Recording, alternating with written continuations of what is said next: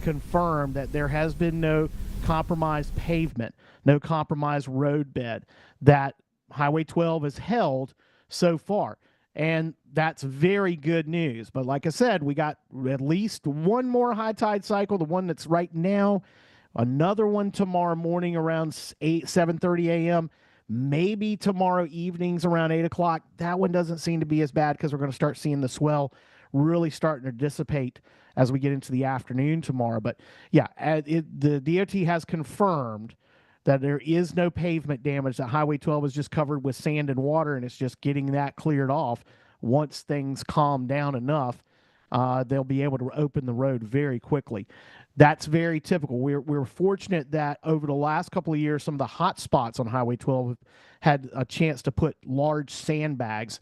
And we're not talking about the sandbags that you go fill up with the shovel when you got a flood coming, flash flood or flooding coming. We're talking about sand tubes that can be as long as a house, or wide as long as a house, and as wide as a car. These things are huge, and they'll stack them on top of each other to protect the road bed itself. Just had that done at Pea Island at the Visitor Center, which was blown out back over the last year. We've got that at Ocracoke, and you'll see some of the video that's being shown. If you want to see those sand tubes in action, those are the things that are protecting some of those houses in Buxton right now. I know there's a lot of video circulating from the situation of Buxton at the motels and just north of the lighthouse. A lot of those sand tubes are exposed. That's how those things are massive, and those have really done their job so far in keeping the road from being compromised on Hatteras and Ocracoke so far. It's great to see that they were able to be prepared so much, and I'm glad that you were able to talk a little bit more about the conditions that you guys are seeing right now. Other than the fact that we know the next high tide cycle is coming, you said within the next 30 minutes or so, are there any other things that you think are important for folks watching WCNC Plus to know about how Aaron impacted you guys before we go? Yeah, we've still got a lot of surf we're going to be dealing with, a lot of rough surf. And I know you did a great job summarizing, what the beach flags mean.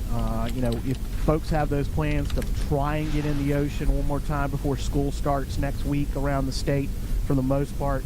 Some of our markets out here, of course, are Virginia and Ohio and Pennsylvania. That's where everybody comes from. It's funny, I always tell people, I can be at FedEx Field, I can be at, Northwest Bank Stadium. I can be at Northwest Bank Stadium, I can be at M&T Bank Stadium, and I can be at Lincoln Financial Field faster than I can be at Bank of America Stadium.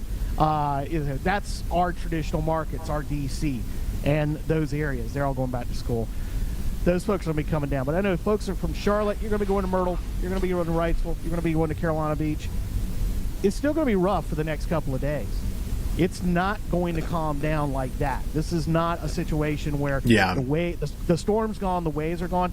We're going to be dealing with rip currents right on into the weekend, and not just a high risk, a moderate risk. That's probably number one, is that rip current threat. That if you don't know how to escape a rip current, don't go in the water. Even if you're planning on walking along the beach, and I've stressed this on all the outlets that I've talked to over the last 2 days. We had a situation here a couple of years ago where a 3-year-old boy from New Hampshire knocked down while walking with his mother, who was holding his hand. They were walking along the surf in April in Kitty Hawk, knocked his feet out and was pulled into the ocean. And that can easily happen when we have situations like this. These powerful waves are going to run right up to the dune. So even walking on the beach is a hazard when we have things like this.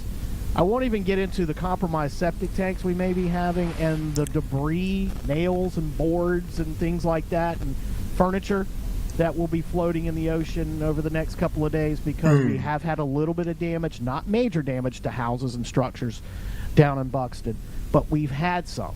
So, oceanfront decks, they take a beating in things like this. Those walkovers, those nice walkovers that we have up and down the coast, those get damaged. So those are a hazard.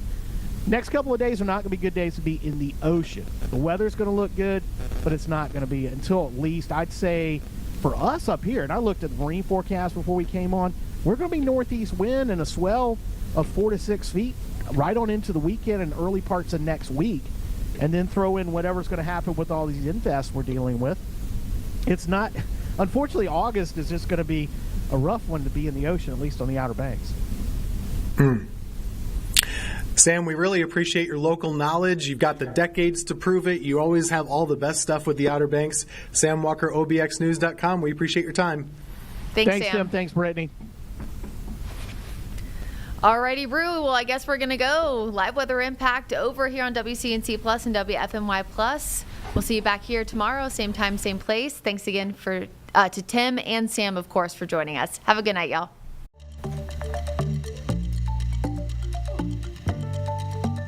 Sorry we cut into your show.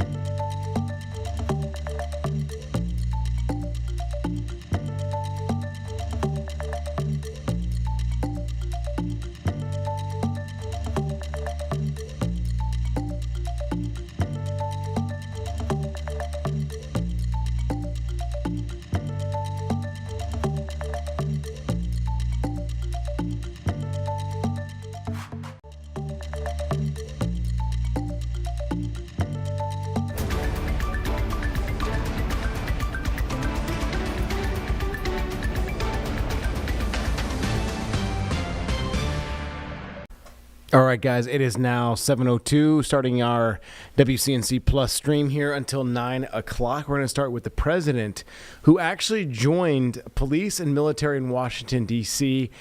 Just this Thursday to oversee the surge in federal law enforcement and National Guard that we've seen throughout Washington, D.C. and the Capitol itself. And in the president's words, responding to what he says is a crime emergency there in the district. So let's go to this now as he spoke just a few moments ago. How are you, everybody? What a nice group. What a nice group. Thank you. Thank you. Got to be very careful. You don't want to slip or fall like somebody else I know. We don't want that to happen. Where are we going, Margot? Over here? Hello, everybody. It's great to be with you. You guys are doing a fantastic job, and gals doing an amazing job, and we appreciate it. And the numbers are down like we wouldn't believe, but we believe it. Where do I stand here? Right where? Okay, hello. It's a healthy, attractive-looking group of people. It's good.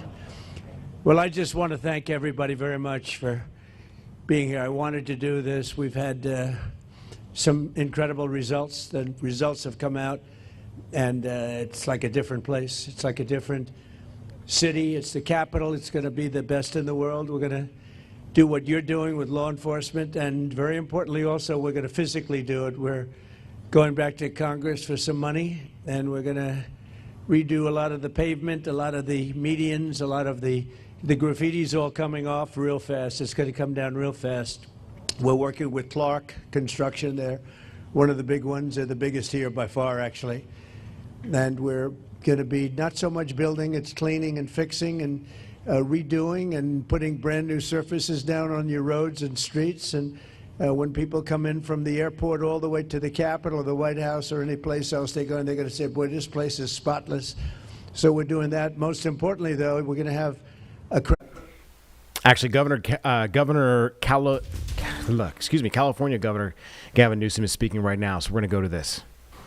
That's a preview of things to come all across the United States of America. Mark my word, just as we let folks know what was going to happen in other cities, what is happening in Washington, D.C., we said 2 months ago, Los Angeles is a preview of things to come with the federalization of the National Guard, with the militarization of the streets of America. And I'll remind you, Donald Trump never sent the military, active duty military, in his first term or now even his second term, anywhere overseas. He sent them to a United States city.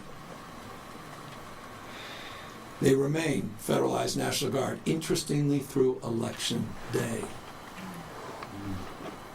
$175 billion in the bill that was just signed to reinforce the ranks of ICE, Homeland Security, for what is increasingly becoming self-evident to anyone with eyes wide open in any level of objectivity, a private army for Donald Trump,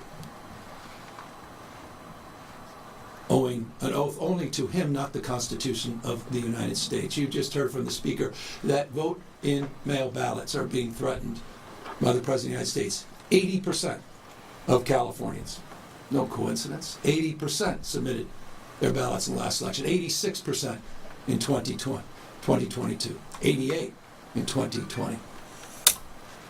He's trying to rig the election. He's trying to set up the conditions where he can claim that the elections were not won fair and square. Open your eyes to what is going on in the United States of America in 2025. That's what this is about. We're responding what occurred in Texas. We're neutralizing what occurred, and we're giving the American people a fair chance. Because when all things are equal, we're all playing by the same set of rules, there's no question that the Republican Party will be the minority party in the House of Representatives next year. We'll be transitioning, and I'll close, from this process that has unfolded over the course of the last few weeks to the campaign. After I sign these two pieces of legislation establishing a special session and the maps, I also will be signing a proclamation on November 4th, the people of the state of California, in a transparent and, as Speaker Pro Tem said, temporary and democratic way, will have the opportunity to determine their fate in our collective future. And I couldn't be more proud of the extraordinary leaders that are standing up for the rule of law, are standing up for the principles and those enduring values of our founding fathers. Thank you for getting us to this point. We have a lot more work to do to get this done on November 4th.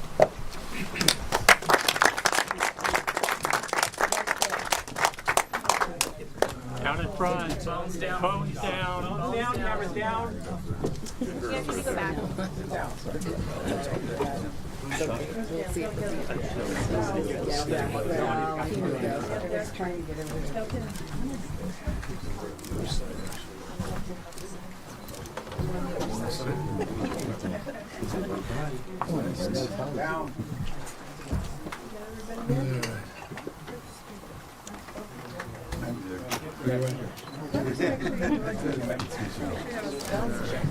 Well, let me do a quick photo.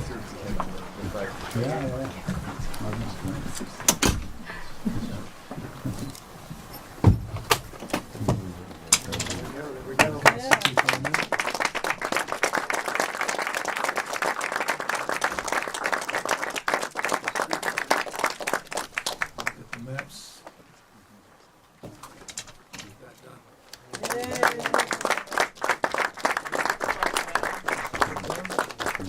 And we'll establish the formality with the special election proclamation, which will establish November 4th, this formal special.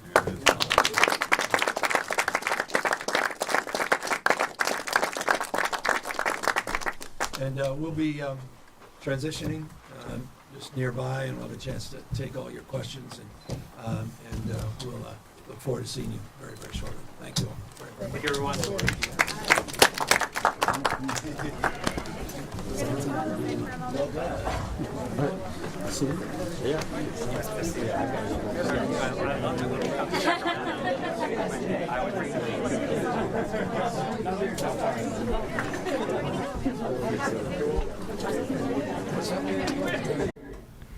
I want to update you on some breaking news that we had during our 5 o'clock show as well. There's some live updates in this Villanova University active shooter alert. Apparently, police are saying this was a quote unquote cruel hoax, that there was no situation like this. And in fact, it seems like this could have been a swatting situation where somebody calls in an emergency that isn't really happening, something that we've actually talked about at length here on WCNC before. So they actually announced this just around 6:30 there on Villanova's campus, and the president actually spoke about this. It seems like Delaware County District Attorney, they even commented saying that they're coming to get the individual who perpetrated this hoax, saying that, quote, "we are coming to get you." So the DA's office is working with local and federal law enforcement partners to figure out who made this anonymous call that reported the fake active shooting situation. And this is the second one today. In fact, earlier today, we were receiving reports at UT Chattanooga. Did not report on this during our linear shows just to verify the information that was coming in, but they also got a run, hide, and fight active shooter alert on UT Chattanooga's campus earlier today as well, but given the all clear just a couple of hours ago as well. So we wanted to update you, make sure that the situation, you knew exactly what was going on as well. We'll continue to make sure that if there are any updates from law enforcement themselves or they speak, we'll, of course, take that live for you. But we're going to go back now to the president speaking with law enforcement officials in District of Columbia. How are you, everybody? What a nice group. What a nice group. Thank you. Thank you. Got to be very careful. You don't want to slip or fall like somebody else I know. We don't want that to happen. Where are we going, Margot? Over here? Hello, everybody. It's great to be with you. You guys are doing a fantastic job, and gals doing an amazing job, and we appreciate it. And the numbers are down like we wouldn't believe, but we believe it. Where do I stand here? Right where? Okay, hello. It's a healthy, attractive-looking group of people. It's good. Well, I just want to thank everybody very much for being here. I wanted to do this. We've had some incredible results. The results have come out, and it's like a different place. It's like a different city. It's the capital. It's going to be the best in the world. We're going to do what you're doing with law enforcement, and very importantly also, we're going to physically do it. We're going back to Congress for some money, and we're going to redo a lot of the pavement, a lot of the medians, a lot of the graffiti's all coming off real fast. It's going to come down real fast. We're working with Clark Construction. They're one of the big ones. They're the biggest here by far, actually. And we're going to be not so much building, it's cleaning and fixing and redoing and putting brand new surfaces down on your roads and streets. And when people come in from the airport all the way to the Capitol or the White House or any place else they go, and they're going to say, boy, this place is spotless. So we're doing that. Most importantly, though, we're going to have a crowd of people that are going to be happy. You know, I've received more phone calls from people in the last 4 days than I ever have. I've been here now 4 years plus. And by the way, I think we had about the best 7 months, they're saying, that any president's had. We've done a lot of work. We've done a lot of good work, including the biggest tax cuts that you've ever had. I know you guys don't care about taxes, so you don't care about saving a little tax, but you saved a lot of tax, actually. But we've had a great period of time. But I've never received so many phone calls thanking me for what we've done in Washington, D.C., from people that haven't gone to a restaurant literally in 4 years. And they said, you know, what you've done it's unprecedented, because what they said it was just unsafe. We couldn't do it. We'd go out and you'd see the stories, you'd read the stories, you'd see all of the things that are happening. And they said we couldn't stand it, sir. And now I take my wife and my kids to dinner. One of them said he's gone out 4 nights in a row, and he hadn't gone out for 4 years. So it's a great tribute to you. And when I look at you people, I understand why, because there's no games, right? We're not playing games. We're going to make it safe. And we're going to then go on to other places. But we're going to stay here for a while. We want to make this absolutely perfect. It's our capital. And I guess it used to be many years ago safe, but it's certainly not had a very good run. And you got to be strong, you got to be tough, you got to do your job. Whatever it takes to do your job, you got to do your job. But the crime numbers are way down. I'm looking at, you saw some of the stats, they just read them out to me inside, the numbers that we haven't seen here ever, actually ever. And I think it's probably, right now, to me, I feel very safe now, and I'm hearing people are very safe, but I know within 2 weeks it's going to be, Pam, it's going to be at a level that's even far superior. So I just wanted to thank you all. You're doing incredible. You're incredible people. You make the country run, frankly. You make the whole place run. We're going to have the best Capitol ever. We're going to have it's going to look better than it ever did. Even at the White House, I'm building a ballroom. They've been after a ballroom for 150 years, but they never had a real estate guy as a president. You know, I've done a lot of ballrooms, and we're going to make this one the best of them all. But we're doing a real job. As far as the country's concerned, we're respected again. We had a country that was laughed at a year ago. They thought they couldn't understand what was happening, and it's about leadership. But we had a country that was a dead country in many ways. Went to Saudi Arabia, I went to Qatar, I went to UAE. We came back with $5.1 trillion of investment in this country. And we're over 17 trillion. Now, a lot of you don't know what that means, and nobody knows what it means because it's never happened before. In 5 months, because really it's a 5-month, even though we're here 7, but we started 5 months ago in terms of investment, and we have, because they see what's happened to our country, we're going to be over 17 trillion with a T, dollars of investment. There's never been anything close. If we did 1 trillion in a year, and we're talking about over a 5-month period, maybe 6 months if you look at it, but over $17 trillion. We're building plants, auto plants, AI plants, all sorts of plants all over the country. I'm giving them the right. Lee Zeldin's done a fantastic job. We're giving them the right to build electric plants. They become almost like a public utility because we have old grids. We have a lot of stuff that's old. We wouldn't be able to compete with China AI. And now we're totally leading the AI race. And the artificial intelligence, it's a big deal, and it's the hottest thing there is for probably in 35, 40 years. It's a lot of people don't know what it is. Just trust me, it's very hot, it's big.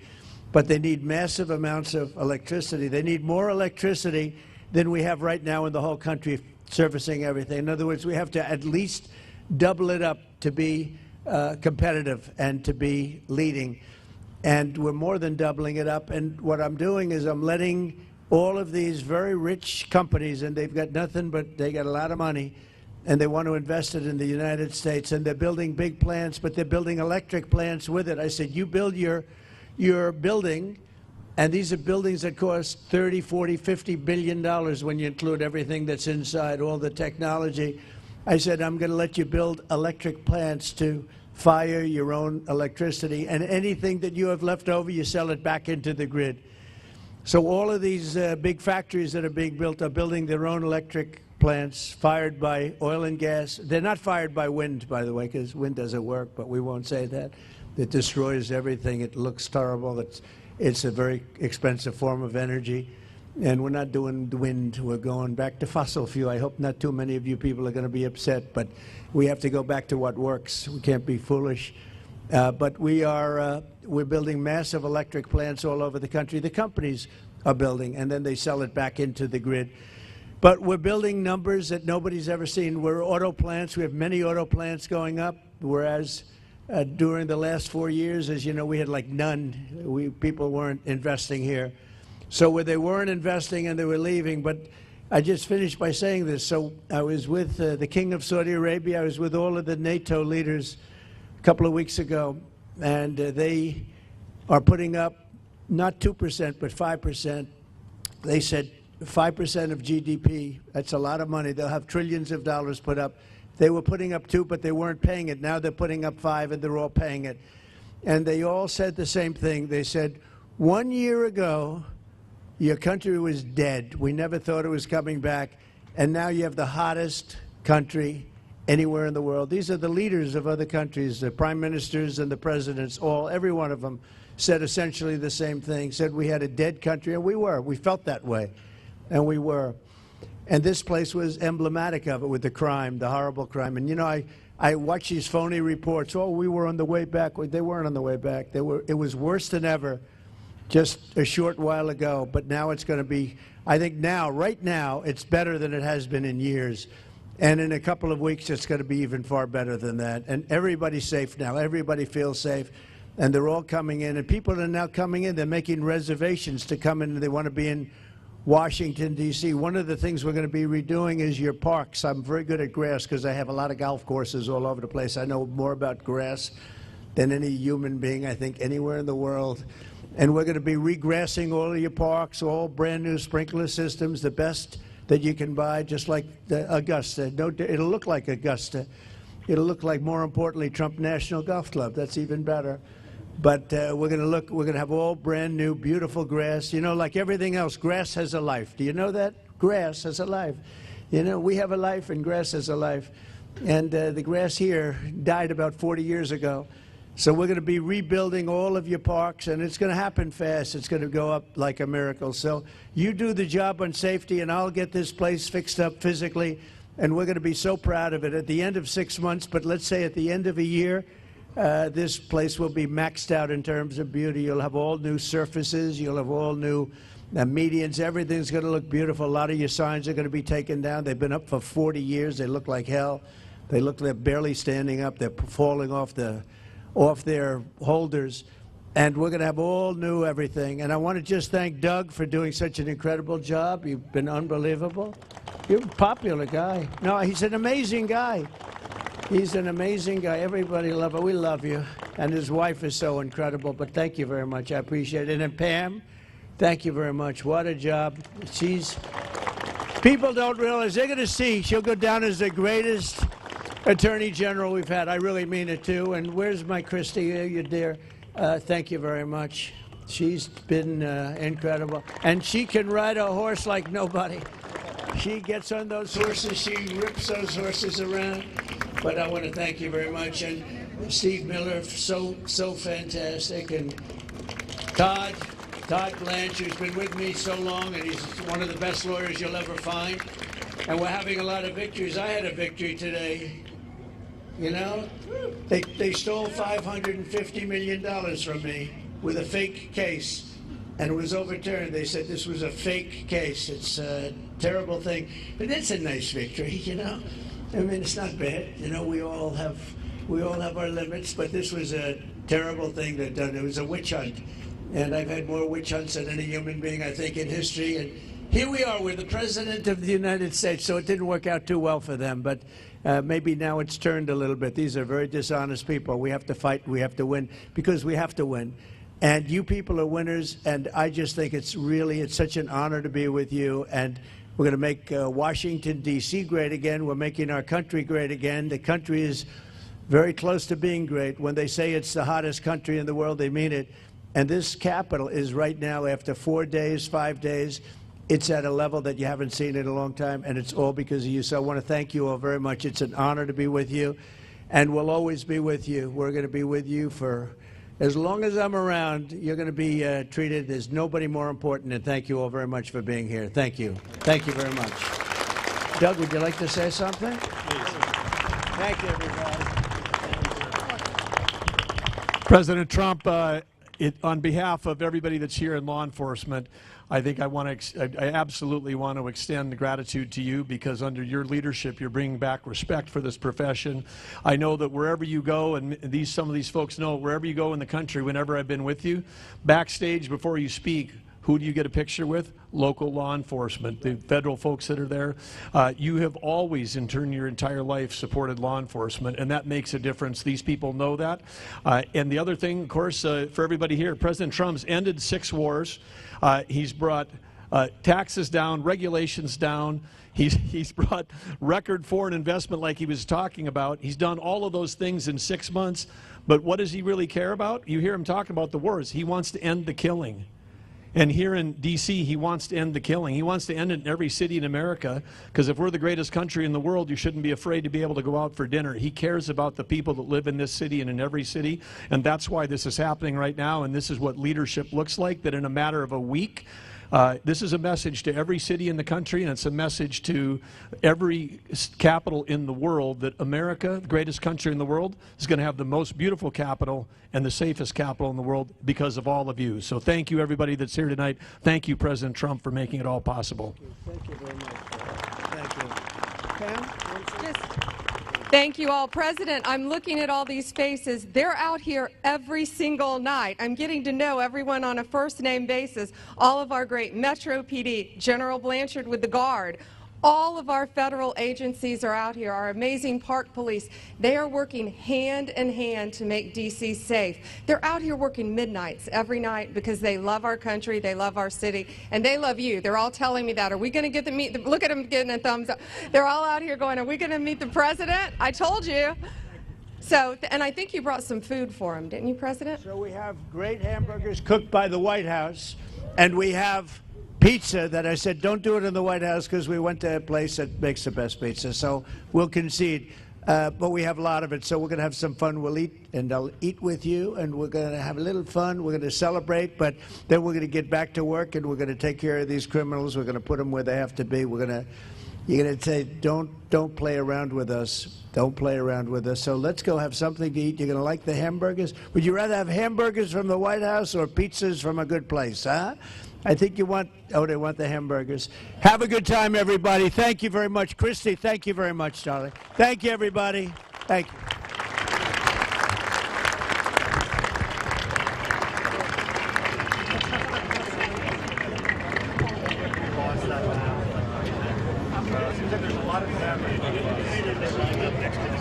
Judge Janine is here. She's unbelievable. Oh, we have Leo 2.0. Whoa. Judge, I didn't see you over there. It's lucky I spotted her. It's lucky I spotted her. I would have been in big trouble. And Leo, you know, Leo 2.0, we love Leo. He's a great prosecutor, that's for sure. You know, they both started off really as law enforcement and top lawyers and judges and law enforcement, and that's how they became famous. Then they went into show business, and everyone thought, gee, were they real? But they were the real deal, and you're both doing great. Thank you very much. Pam, do you want to say something? Janine, please. Yeah, I just want to say thank you to all of you. Every night when you hit the street, you make a difference, not just for us, but for everyone in the district. They are grateful for what you do. They are thankful. And I am making sure that we back the blue to the hilt. Every arrest you make, we're going to the longest way to make sure that we charge in those cases. So God bless you and thank you for what you do. You're making a difference. And Mr. President, without you, no one would even have tried. So thank you. 30 seconds. We have the greatest president in our lifetime protecting this country, and you guys have done a great job. And I've had the privilege to work with the greatest Attorney General in Pam Bondi. This team really appreciate you. We want to thank you. You are doing the work that makes this country great, protecting America. Thank you very much, and God bless you. Be safe. Thank you.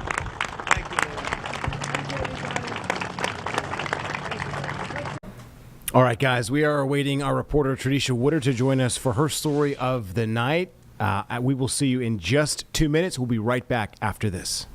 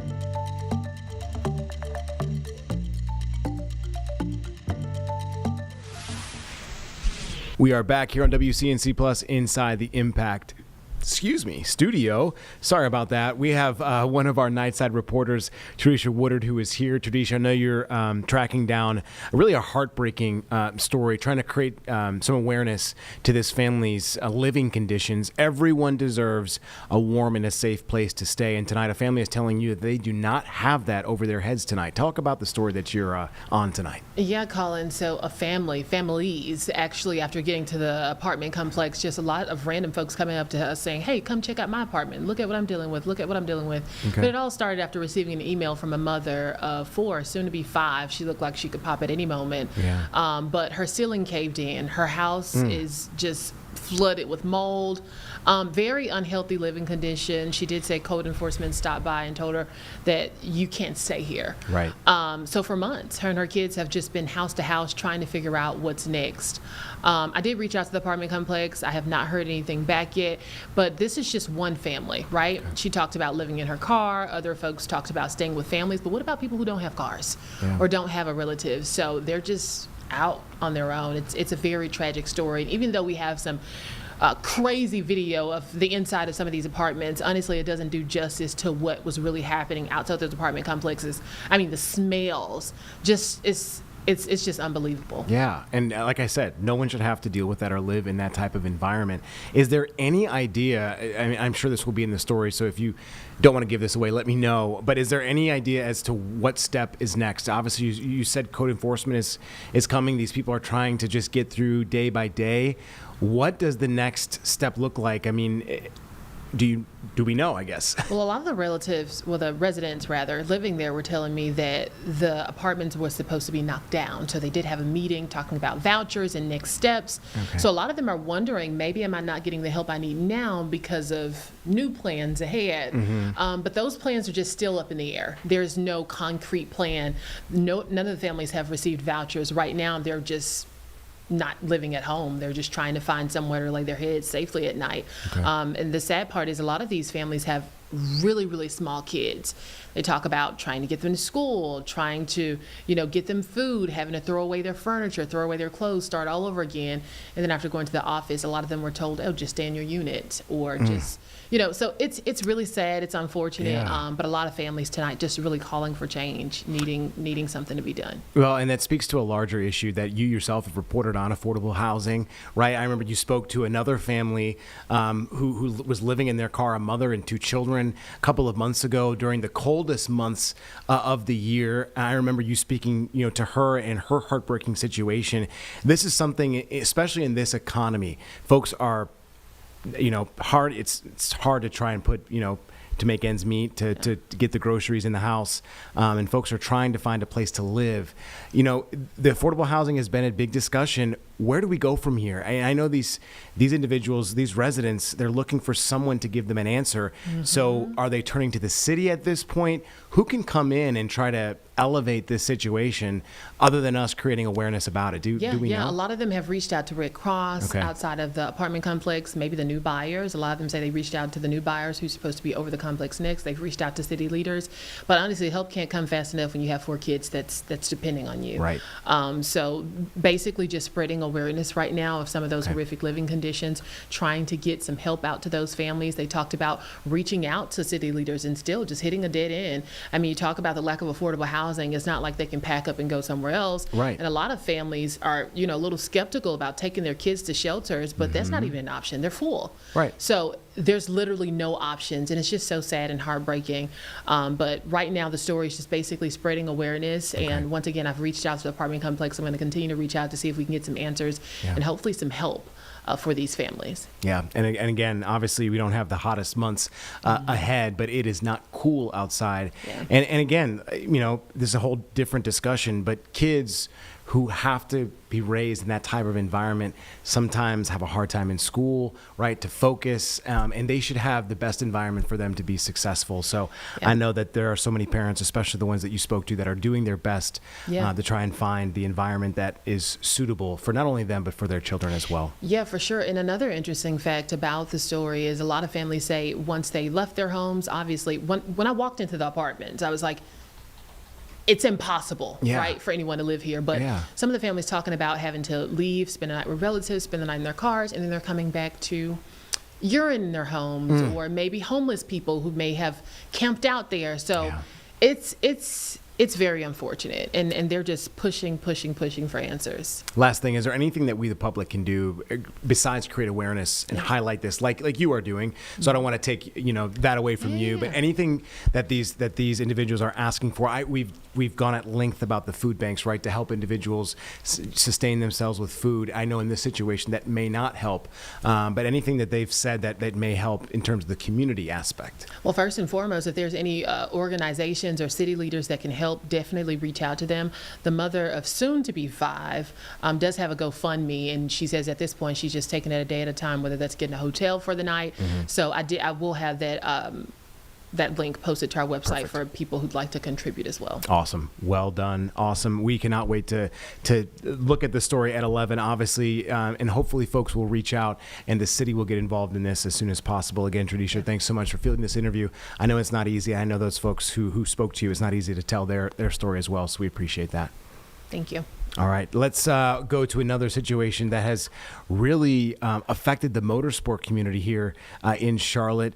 Legendary NASCAR promoter Humpy Wheeler dying at 86. And it's tough to state how big this man was, not only to the city of Charlotte, but to the motorsport community, especially to Charlotte Motor Speedway, who he's been at the helm of since 1975. So we do want to get to some of the people that we spoke to at Charlotte Motor Speedway earlier today about his life and his legacy.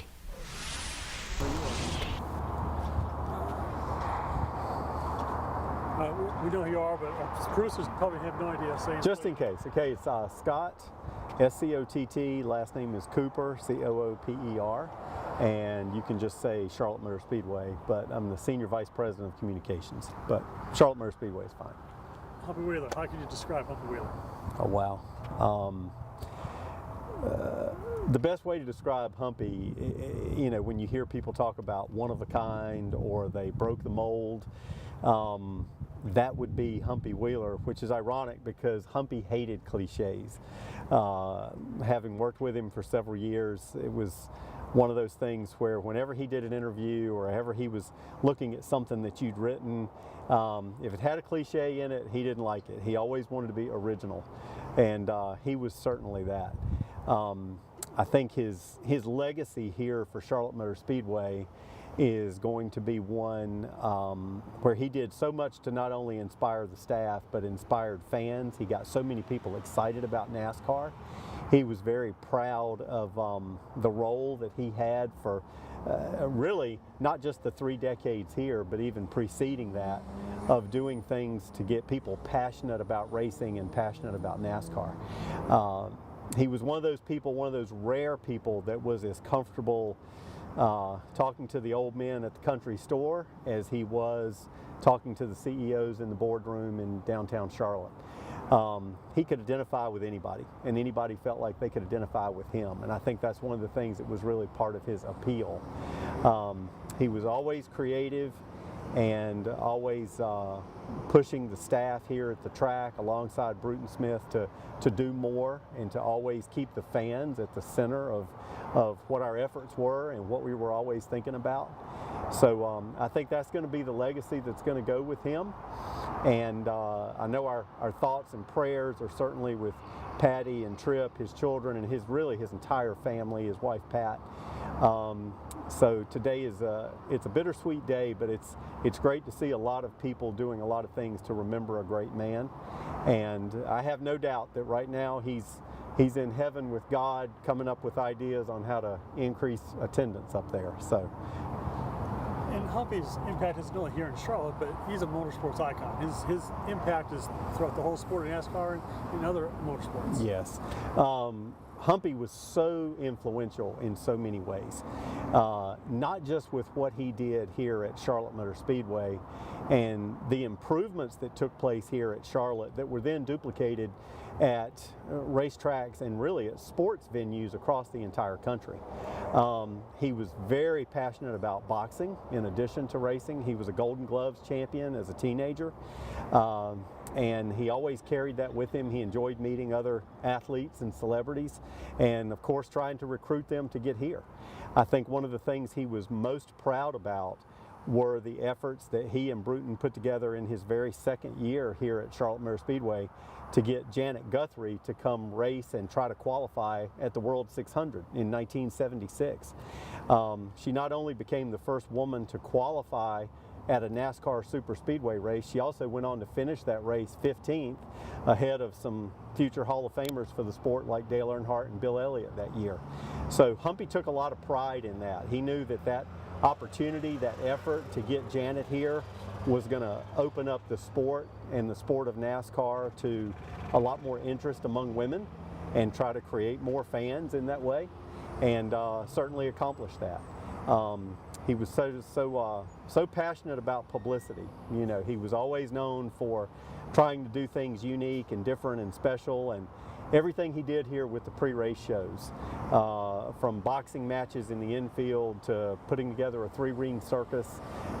He was very inspirational to work with the events team here about trying to recreate military happenings here, like the Battle of Grenada as part of a pre-race show one year for the Coca-Cola 600. So Humpy definitely established a legacy, and a legacy for promotion. He was just a promoter's promoter that I think anyone in any sport or entertainment could really learn from and be able to take note that it's about trying to do something unique and create something special that when that fan walks away, they're going to feel like they were entertained. And how influential was Humpy in getting the All-Star race going? I think, was it kind of his baby, Bruton's baby? Talk about That's a good question. his impact on that Yeah. race. And kind of Let me talk about the race, because I don't know how influential he was at the very beginning of it. He But used to have his yeah. he'd come out in a little wizard's Yeah. outfit. And Yeah. Humpy was so involved in every event that took place here at Charlotte Motor Speedway.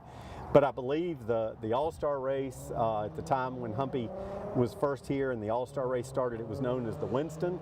And he was really passionate about that event because that was a fan event. It was a non-points event, so it was an opportunity to do things unique and do them different and do them special. And for Humpy, that was always incredibly meaningful. I think the thing that he took the most pride in around the All-Star race wasn't just the fun and the unique formats and the thing that race has become known for over the decades, but it was really the role that he played to bring night racing into the sport. And that started for super speedways here at Charlotte Motor Speedway with the All-Star race in 1992. Then it was called the Winston, but they dubbed that event One Hot Night because Humpy worked so hard alongside Bruton to come up with this innovative way to install lighting at a super speedway, something that had never been done before. So I know Humpy was incredibly proud of that because then that paved the way and that opened the door for night racing at big tracks to start taking place across the country. Last question though too is, I mean, I know it's obviously early with the news that kind of just broke, but how do you guys plan to really honor, remember Humpy moving forward? You know, we've already had some ideas that we've been floating around. Don't want to throw anything out too publicly right now. We were very excited when Humpy received the recognition earlier this year for the Landmark Award for the NASCAR Hall of Fame. So he was going to be a recipient of that award in January at the Hall of Fame as part of their induction ceremony. So we were planning to host Humpy and do some special recognition as one of the newest inductees coming up at our Bank of America Roval 400. We'll definitely do some things to try to recognize Humpy. We've also discussed, we have an internal company award that is given annually to our Promoter of the Year, and I think we're going to rename that award the Humpy Wheeler Promoter of the Year Award. So those ideas are still sort of moving about right now, and you know, but we definitely want to do something special. Any truth or rumor that they're going to be jumping school buses or flying at his funeral or blowing some stuff up? I don't know what the family has got in mind right now for the funeral services, but when it comes to Humpy Wheeler, you can never be too surprised.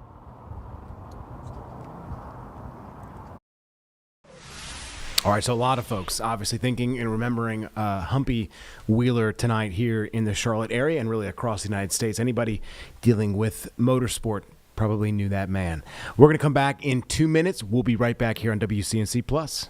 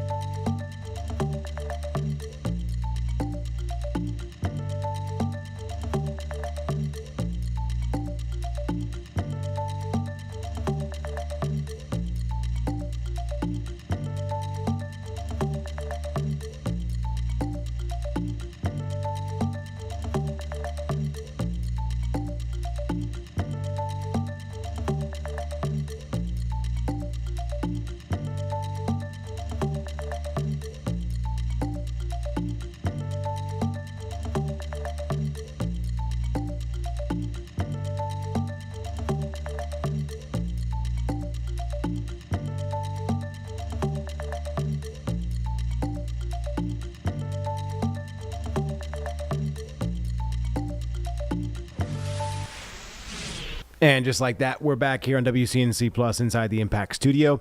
Governor Gavin Newsom from California is speaking. In fact, we might have just lost. We have it. All right, we're going to go to this now. He is speaking live. Again, he was just speaking with the state assembly as he signed into law the fact that they are going to put on the November ballot the redistricting map in California. This moment, you recognize this is not just about maps. This is certainly not about party. This is about power. This is not just about rigging elections. This is about breaking the backs of our democracy. And if you think it's overstated, you think it's exaggerated, I hope people will reflect. And those in California, you saw this firsthand, particularly those of you in Southern California.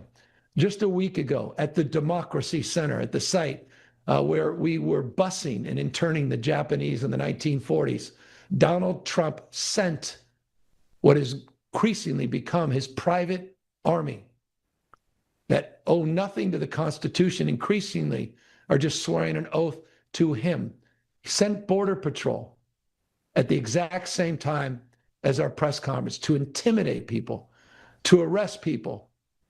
Arrest a person who was just simply selling strawberries, not a dangerous and violent criminal, indiscriminate acts, but intentionally done to intimidate people, to intimidate those that assembled. Hundreds and hundreds of people, including 2 United States senators, one that was thrown to the ground and handcuffed by Kristi Noem and by these same representatives of the Trump administration just months ago in the same city that just months ago, where we saw the National Guard federalized against the objections of not just Democratic representatives, Republicans all across this state, federalizing 4,000 members of our National Guard. He called up, and I'll remind everybody, he never did this in his first term. He never once called up active duty Marines to send them overseas. But in his second term, he called up active duty Marines and he sent them to an American city.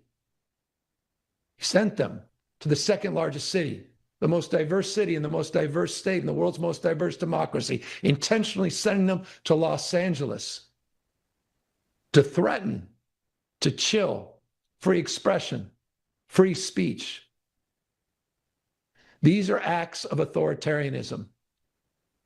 These are acts of authoritarianism. There's no pretense now about that. It's done in the open.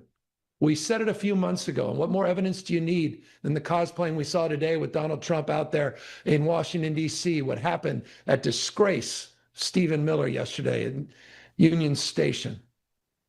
The head of the Secretary of Defense and the Vice President of the United States surrounded by the National Guard as they're now occupying American cities. We said it 2 months ago. What happened in LA 2 months ago, we said, is a preview for things to come all across the United States of America. It's interesting, we still have federalized National Guard here in the state of California. For what stated purpose? They can't even make it up right now. But they're here assigned through Election Day. Through Election Day. I hope you pause. I hope you think about that. And think about this. Don't think for a second what we said about the National Guard is a preview of things to come. I assure you, with $175 billion backing up the expansion of the largest private police force in world history, I don't know another jurisdiction. I think it's larger than the entire military in Israel, or even the Russian military, someone suggested. Don't quote me. But what he's doing with ICE is a preview of things to come at polling booths and voting booths all across this country to intimidate people, to chill free speech and expression, the fundamental right to vote. And again, hold on. That doesn't even include what he tried to do just 3-4 days ago, where he said, I'm going to do an executive orders, have my lawyers working on executive orders to eliminate what is bipartisan in this country, and that is vote by mail. 80% of Californians, the largest state, size of 21 state populations, 80% cast their ballot through vote by mail. 86, 88% in the previous 2 elections. You see in state after state, dozens and dozens of states, Republican, Democratic states, Utah, not just blue states. Vote by mail. He is trying to wreck this country. He is trying to end this foundational motion of the rule of law and co-equal branches of government. That's what this election is about. That's what Proposition 50 is about. And here's my proposition to you. What we have done means little unless we can finish the job. We now have moved from a legislative effort to have the backs of the people of Texas. And now we need to have the backs of people all across this country. They cannot win if they play by same set of rules. They don't play by a different set of rules. Donald Trump doesn't believe in any rules. And so we have to move away, with all due respect, Democrats. We've got to disenthrall ourselves with the notion of whether or not we should play hardball to how we play hardball. It's all at stake.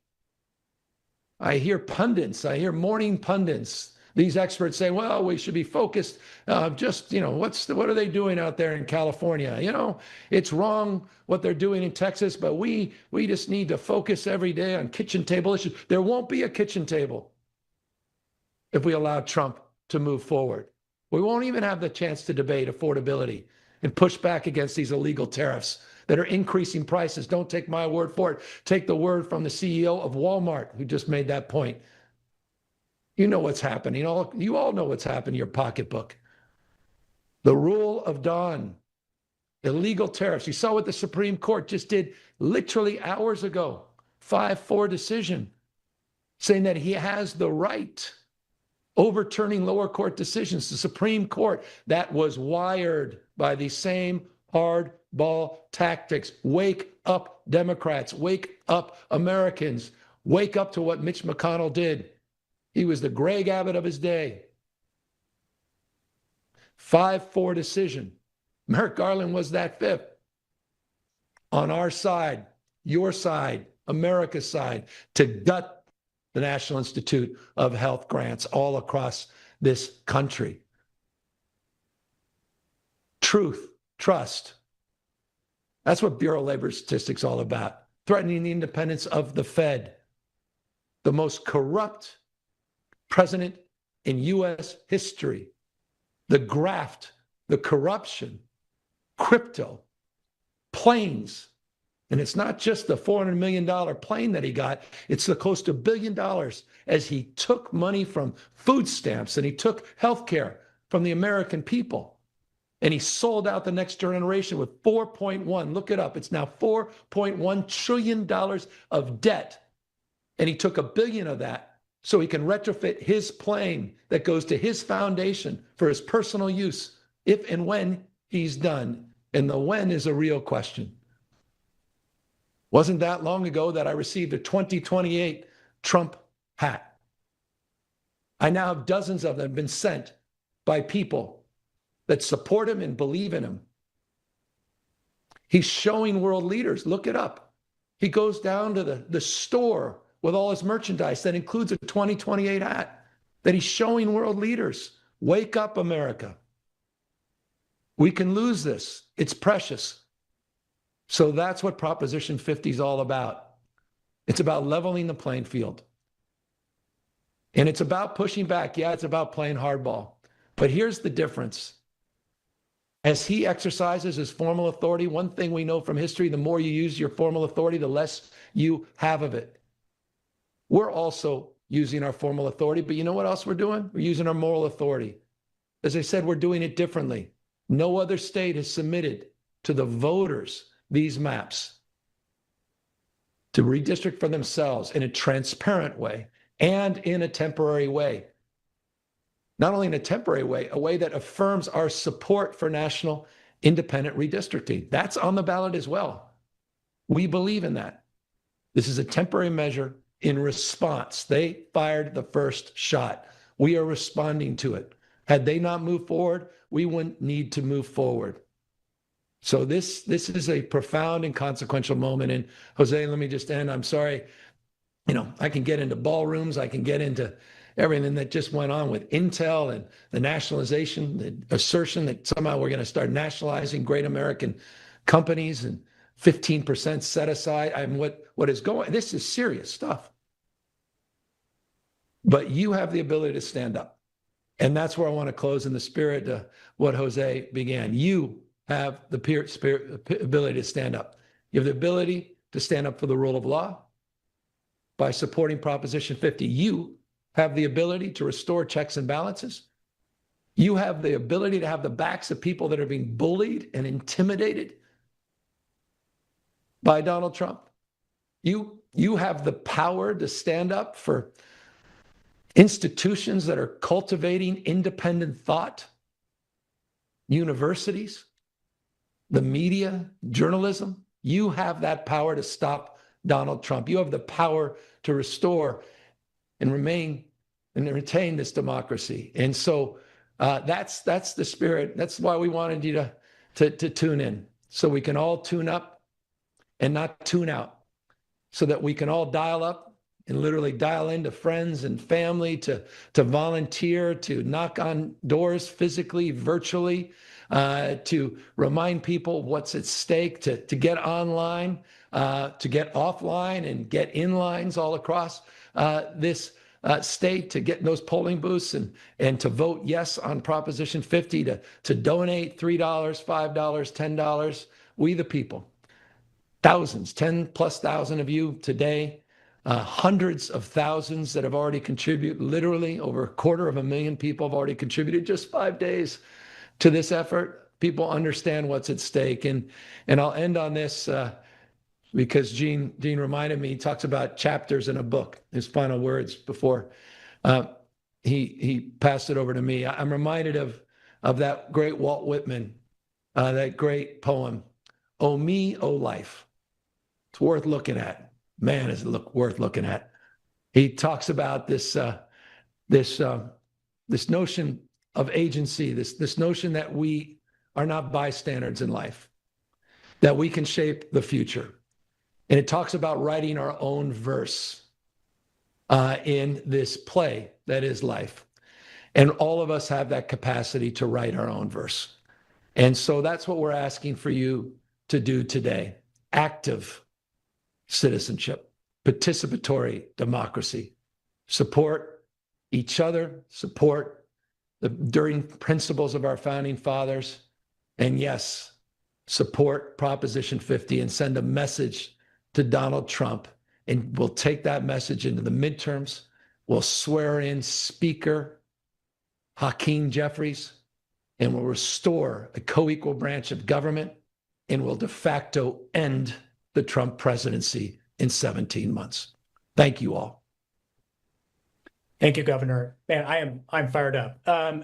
Well, first, I just wanted to see if you have just a couple more minutes for a couple questions that I wanted to throw your way. Absolutely. And just want to make a side note. I think many of us, including myself on this call today, are ready to play hardball. And I'm glad that you brought that up.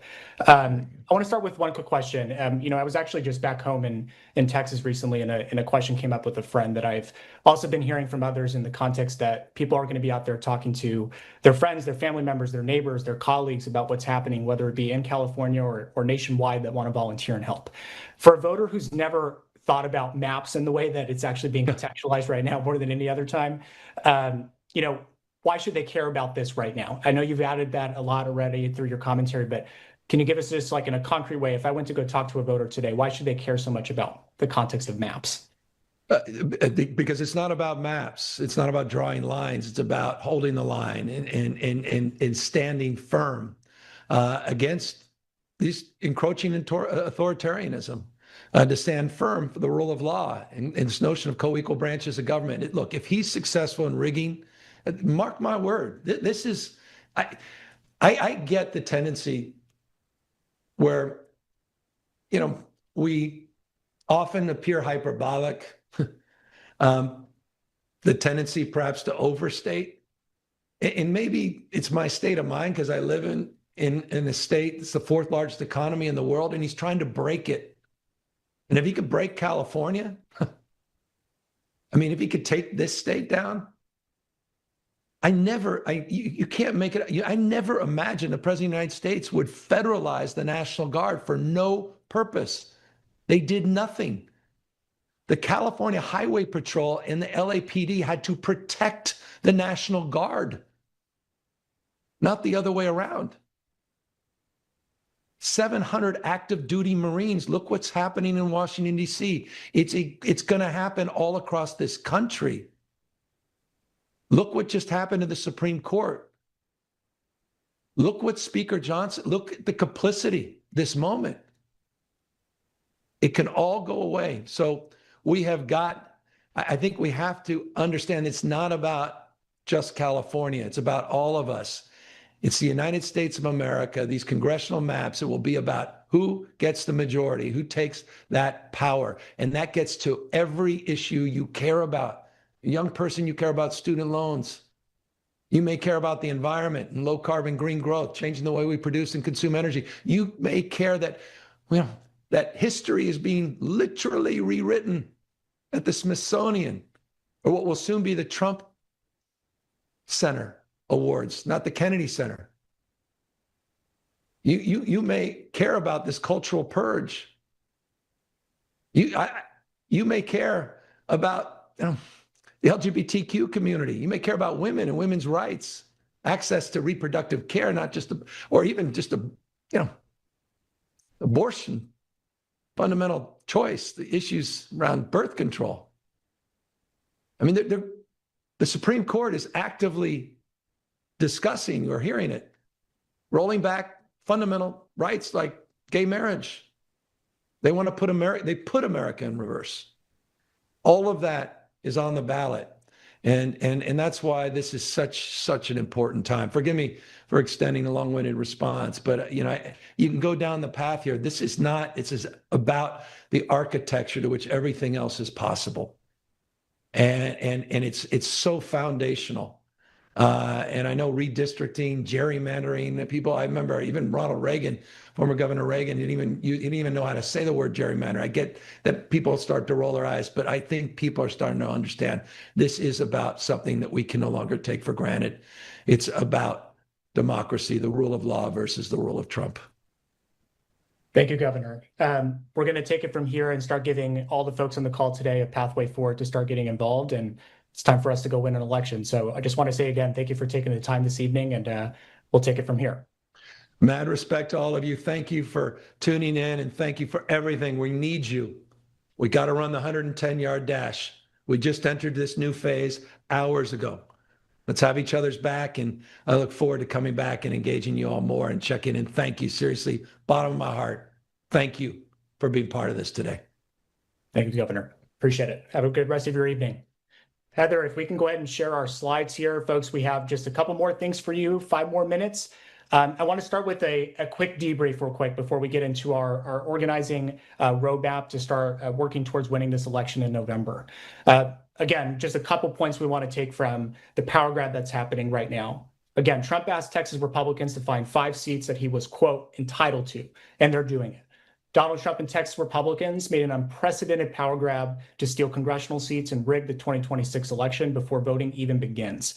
And then other Republican states are following suit. They want to steal enough seats to control Congress regardless of how people vote. You go to the next slide, Heather. And we have a plan, folks. We can neutralize any gains that they make, especially the ones just made by Texas Republicans. That's fighting back. It's going to require us to go to the ballot. That's happening in California. We will stop Trump's ability to rig the system. And ultimately, it's a vote that we can win. You can go to the next slide, Heather. It's the Election Rigging Response Act, as we've talked through today. The good news is that Proposition 50, the Election Rigging Response Act, will be on the California ballot November 4th, 2025. It's going to put a stop to Trump's effort to steal the next election by redrawing California's congressional district maps. Unlike Trump's power grab, as we mentioned tonight, it commits to fair redistricting, it's temporary, and it gives California voters the power to approve it. So what do we mean by that? There's only a few things to take from this. It makes sure that the 2026 midterm elections are conducted on a level playing field without an unfair advantage of Republicans. It reaffirms California's commitment to independent redistricting and calls all states to commit to fair and impartial maps. It puts the power in the hands of the people of California to approve emergency congressional district maps. And it provides emergency maps to go into effect only if Republicans move forward with their power grab. And these maps would expire in 2030. It preserves California's award-winning redistricting reforms and reaffirms the California redistricting. All right, we were awaiting the governor to speak at a different event that was right outside the door. He was just speaking in. We're going to go to this now.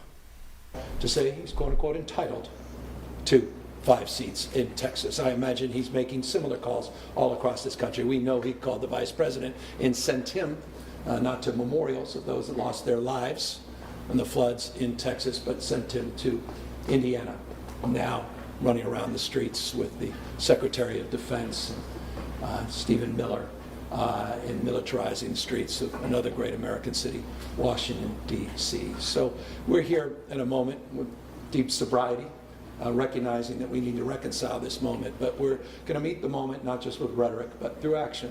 We're not just identifying a problem, we're actually trying to solve a problem. And it's a problem of their making. This was not a press conference we intended to have. This is not an action the legislature to advance. This is not an election we expected to be holding on November 4th. But they shot the first bullet. They took an action in Texas, and we're responding to it. And I continue to make this point. We're no longer hand-wringing in debating on whether or not we should play hardball in response. It's how now. You just saw a few hours ago, and this should put a chill to all of you that count on this research, National Institute of Health, hundreds and hundreds of millions of dollars of grants that legally were appropriated by Congress, that lower courts, federal courts said you have no right, Mr. President, to reject and deny. A Supreme Court on a 5-4 decision, 5-4 decision, said no, Donald Trump has the right to do whatever the hell he wants. That same 5-4, you could have had a 5-4 decision had it not been for the Greg Abbott of his time, Mitch McConnell. They played hardball. We try to hold hands, talk about the way the world should be. It's just wrong what you did to Merrick Garland. Boy, that's just not fair. Boy, they don't play fair. Just too bad. We had academic exercise and we all talked about the way the world should be. We have watched these guys over and over, the ruthlessness to which they advance their power. And that's what all this is about. It's a power grab. They're rigging the election. It's unprecedented, midterm, to call up 5 seats to do what they did. And so the consequence of that is we can't just think differently, we have to act differently, and that's exactly what the legislature just did. So November 4th, a special election. And here's what's special about this election. It's the first time in U.S. history that the voters will decide for themselves. The voters will decide for themselves. Never happened in U.S. history. Spare me any moral or false equivalency of what they're doing in Texas. Do just a brief level sort of analysis. That was written, who knows, those maps in Mar-a-Lago. These maps were submitted, yes, by the DCC, amended by the legislature, and now are on the ballot in every ballot box in this state. And because we have mail-in ballots, which Donald Trump now has threatened, where 80% of the last election, those votes were cast, they'll be in people's mailbox as well. They can send back in just a matter of weeks, 75 days, to make real what we are promoting. And so I'll close on that. I'm very mindful that we just entered a new phase. I'm very mindful of the hard work ahead. Here's the good news. We have been in parallel working to organize an unprecedented effort, an unprecedented campaign. I am deeply mindful of how statewide elections work. I have a lot of experience in statewide elections. I'm not naive at all about how much you have to raise, how much you have to organize, bottom up, not just top down. But I think it says everything you need to know that President Barack Obama came out and supported this. I don't know what more evidence you need when different parts of our party, people that have different points of view, many parts, one body, the Democratic Party, Bernie Sanders and others, people are coming out and they recognize what's at stake. And so we're putting a stake in the ground and we're asking the people of the state of California to support Proposition 50. We're asking the people of California who have the power to stand up and restore the rule of law, restore a system of checks and balances, to stand up for the vulnerable and those that are intimidated. They have the power to stand up, yes, to Donald Trump, and they have the power to stand up for the Constitution and the enduring principles and values of our founding fathers. That's what this campaign is about. It's temporary. We maintain the Independent Redistricting Commission. It is transparent. The maps will be in people's ballot box in just weeks, and it is democratic. It'll be the first time any state has submitted redistricting maps to the people. November 4th, coinciding with many, many other existing local elections. And this will be an effort unlike any we've seen, an effort to protect our democracy. And I believe will be overwhelmingly supported, not just by Democrats and independents, but by Republicans who understand the rule of law is a hell of a lot more important than the rule of Don. With that, we're happy to answer any questions. Governor, over and over again, over the last several weeks, you said that voters would be presented with trigger language based on what Texas or other states do. Texas is halfway through its legislative process on these maps, but you've decided apparently to go forward with this anyway and have voters allow these maps to go into effect anyway, regardless of what happens in other states. I mean, even if the courts strike down what happens in Texas. So, I mean, just clarifying, these new maps take effect no matter what. We're moving forward. Texas moved forward. Texas acted. Texas is moving forward. You're suggesting, people are suggesting Texas is not going to move forward because of what we just did? Come on. Governor, the signage is behind you. Yes on 50. You said that it's because of the 50 states. Do you plan on campaigning for the state measure inside and outside? No, we think people all across the country are going to campaign here in California for this. They recognize what's at stake. It's not just about the state of California. It's about the United States of America. It's about rigging the election. This is about completely gutting the rules. They can't play. They cannot win. Donald Trump cannot win by playing by the rules. Governor, he has to completely throw out the rule book. He has to rig the election. And that's a national call. What happened, the folks in Texas made this crystal clear when they visited, not just here, but all across the country. It's not about Texas. It was never about Texas. It's about the United States of America. It's about all of us. It's about the midterms. It's about a branch of government that has completely abdicated any responsibility role. I mean, where the hell is Speaker Johnson? What, I mean, seriously. No oversight. He's trying to crush the courts, and he's trying to eliminate any oversight whatsoever. He's got masked men showing up at events. One of the largest private armies in the world that took an oath, increasingly it appears, take an oath to Donald Trump, not to the Constitution, with Border Patrol showing up and intimidation tactics. They will show up, watch this space, at voting booths and polling places across this country. He has federalized the National Guard, not just in LA where they're still doing nothing. Talk about waste and abuse of authority and power. And they're there federalized what? Through Election Day. You think they're not going to be sent out in other American cities in and around Election Day? And now he's trying to get rid of mail-in balloting. What more evidence do you need? He'll get rid of your job if you say something wrong. How could I possibly say that? Ask ABC, ask CBS, ask the Paramount deal. He doesn't like what you're thinking or saying because you have an independent thought. He'll try to gut programming dollars, not just as it relates to PBS or some other network or program, but he's going after institutions of higher learning. Ask the folks at UCLA, $1 billion extortion. Look what he's doing. The Smithsonian, he's quite literally rewriting history. The United States of America today, he's rewriting history. Where the hell are you all? Why aren't we outraged about that? Censoring historical facts. It's happening right now in the United States. Wake up. So yes, I think everybody all across this country, all 50 states, are going to come out and support Proposition 50. Governor, you're emphasizing that this is going to a vote now, but a recent Politico report and poll shows that just 36% of California voters What was the question? approve of lawmakers doing the redistricting. Yeah, well, as we do, we're affirming the redistricting in this initiative. We're actually affirming. To persuade voters that the lawmakers should be doing the redistricting. Well, the good news is you're going to be updating that question with the actual polls that poll the actual ballot initiative. And there's overwhelming support for the initiative. Governor, who drew the line? Well, what I'm worried, and forgive me, what is the plan of voters? Look, we the people, we're going to do everything in our power to win this thing, and we're giving the people. We trust the people of the state. We trust the people. They're obviously scared to death of them, and in 1600 Pennsylvania Avenue. That's why he's rigging the system. They're scared to death of the people in Texas. That's why Greg Abbott would never submit this to the voters.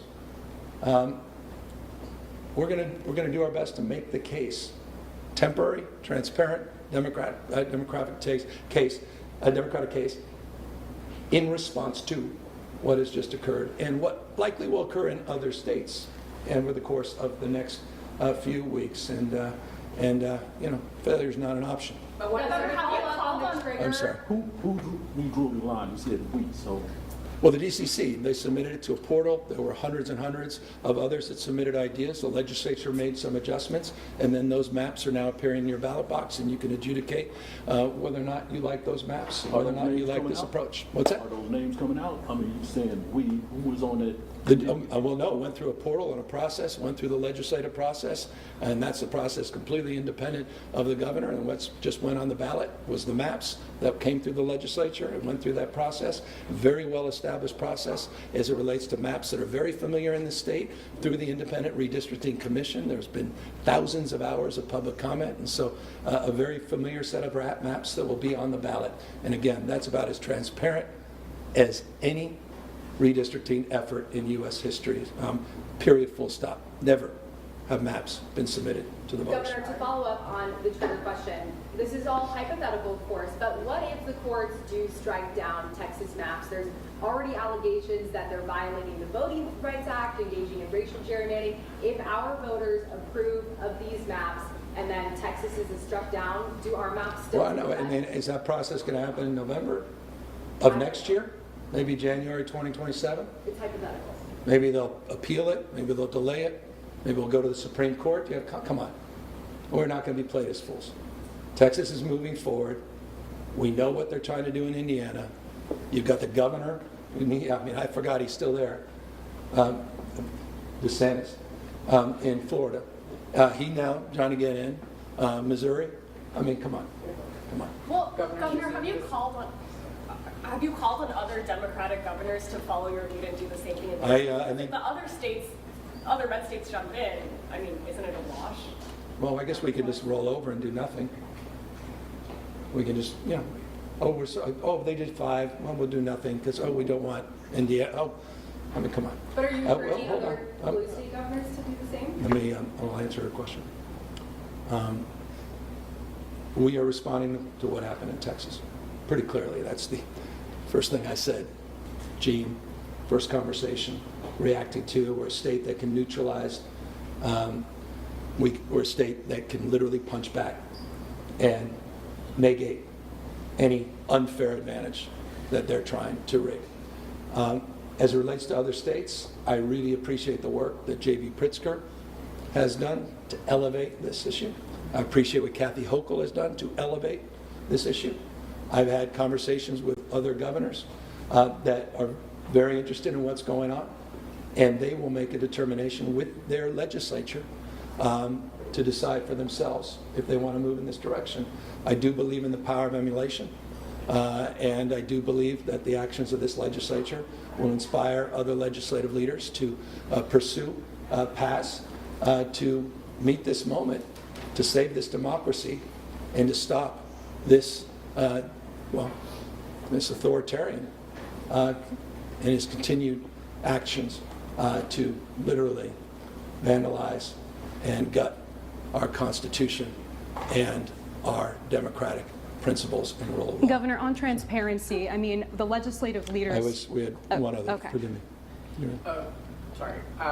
You've become you sort of have come to define this effort to the point where people are referring to this as the Gavin-mander. Are you concerned about this campaign becoming a referendum on you and your own? I'm concerned about what Donald Trump is doing, and to the extent that we can provide a pathway to get support for this initiative, I'm going to continue to do everything in my power to help support this effort. This was not something 6 weeks ago that I ever imagined we would be doing. This was being done in response from Texas. This was not an organized effort. This was a reaction to an assault on our democracy in Texas, and we're going to continue to support those that are of like mind to get the vote out and to get the word about what this is all about. If you're willing to take a question on a different topic, Eric Menendez is before the parole Okay, I board. appreciate that. One moment. On transparency, Governor. Yeah, and I shouldn't even smile. Governor, I mean, on the I'm happy to legislative answer. leaders who are responsible for these maps, it's ultimately Assembly Speaker Robert Rivas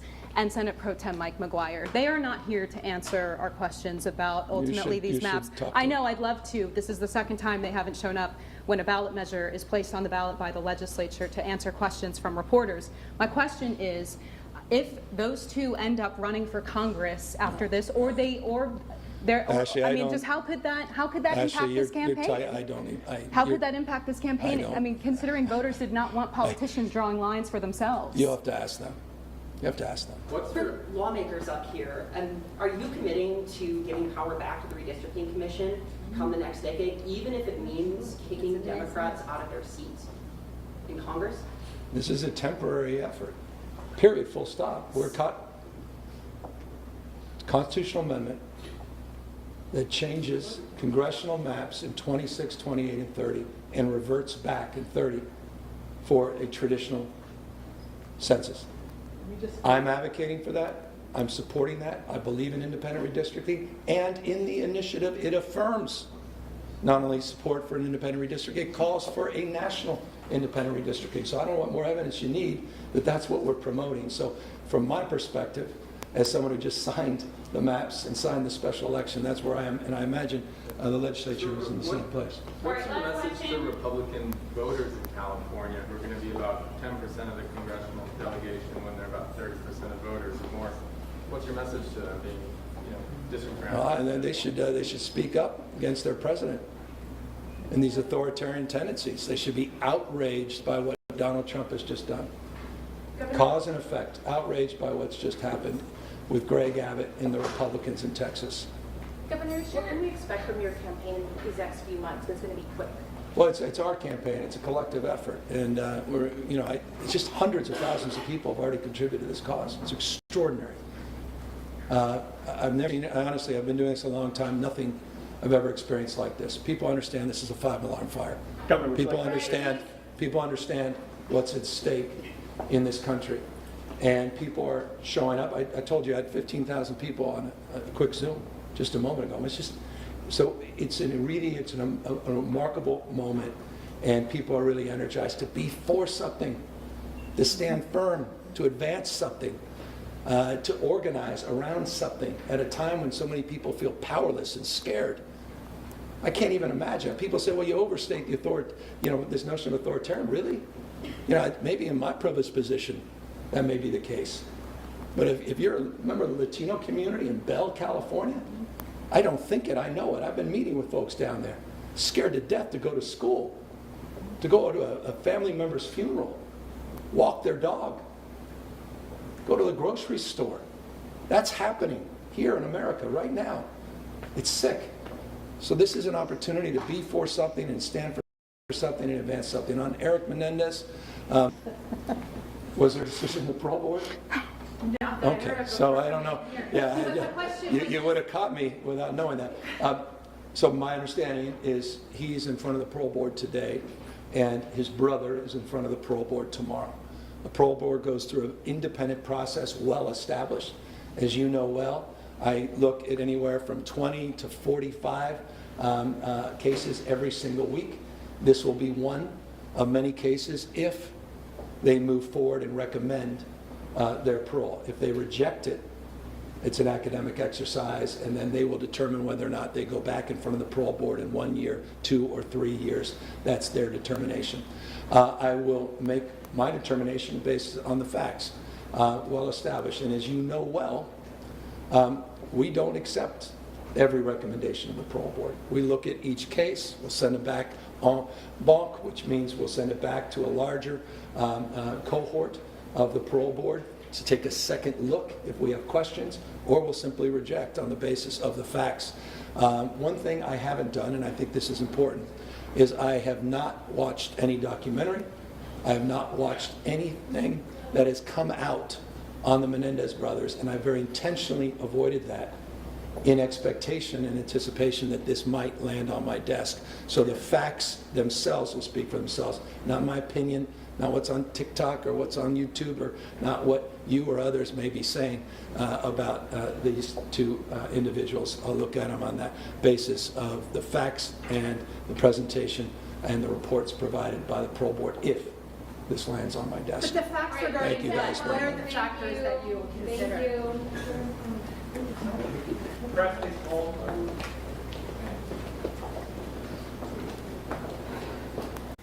All right, guys, we're going to take a quick 2-minute break, but I promise we'll be right back inside Impact News Studios here, and we'll hear from the Vice President right after this.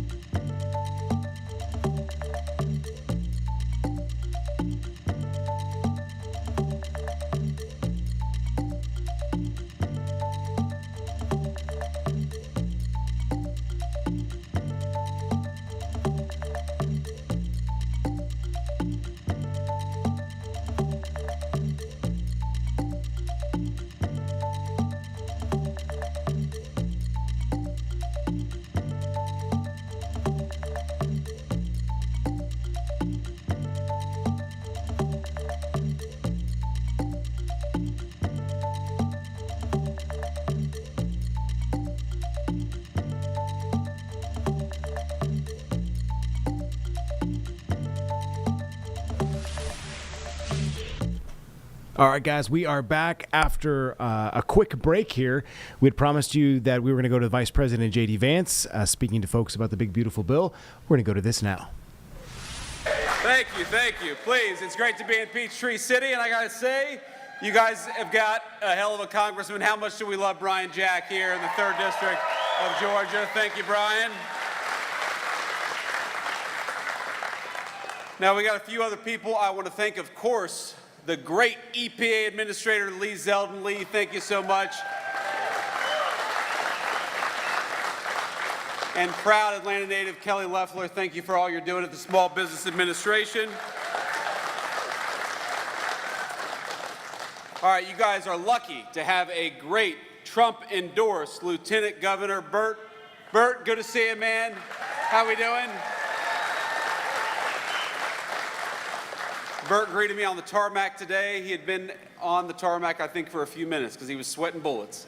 And that hot Atlanta sun, I felt bad for him. But Burt, thank you. You're going to make a great governor for the state of Georgia, and we're with you every step of the way. Now, I understand we got a little preview. This was my idea. Little preview of the Senate race here in the great state of Georgia. How'd they do, ladies and gentlemen? Do good? Well, let me thank Coach Derek Dooley. Derek, thank you for being here. Let me thank Representative Buddy Carter. Buddy, thank you. Good to see you, man. And, of course, the great Mike Collins. Mike, thank you for everything that you do. It's good to see you, man. Now, here's the thing. We're at a great American facility. I want to thank these great workers behind me. I feel bad for these guys because they got to stand up the whole time I'm talking. You guys get to take a seat, and boys, strap in because we're going to be up here for about 3 hours. You give a politician a microphone, and it's always tough. Boys and girls. We've got a few ladies back there, too. But here's the thing. This facility, this manufacturing plant represents what makes America great because the products that you build, the jobs created here, the ingenuity and the technology and the development and all the things that actually make America run are built right here at this incredible facility. So thank you to Alta, thank you to the workers, and thanks to the people who make this facility run. Now, I heard something before I went on because there's this big refrigerator right behind me, right? And somebody told me it was 13 tons, is that right? That's a big refrigerator. Now, am I also right that a lot of the products that you guys make go into Chick-fil-A? Is that right? Okay, I know it's a great Atlanta company, but as a customer, a frequent customer at Chick-fil-A, I've got a personal connection because you guys make a great American company run, and that's what I love about this country. When you guys make a great product, it enables more great products to be made. That creates more jobs for our people, that creates more American innovation, and it creates more prosperity for the American worker.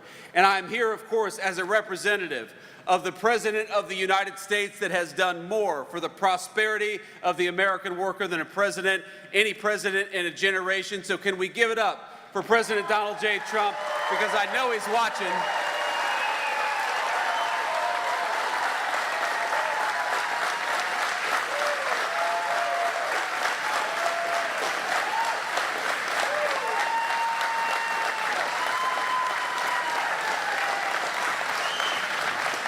And I know what the president ran on and what the president cares about is building things right here in the United States of America. It's another reason why I'm proud to be at Alta today.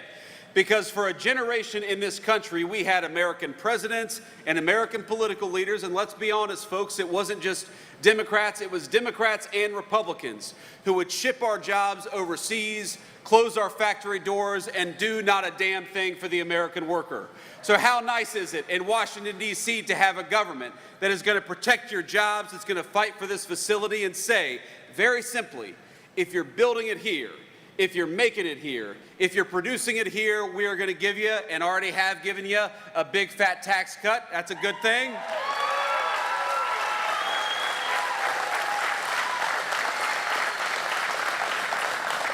But if you make it overseas, if you try to do something with a foreign worker as opposed to an American worker, if you try to ship our great American jobs and great American factories overseas, then you are going to pay a big fat tariff before you bring that crap back into the United States of America.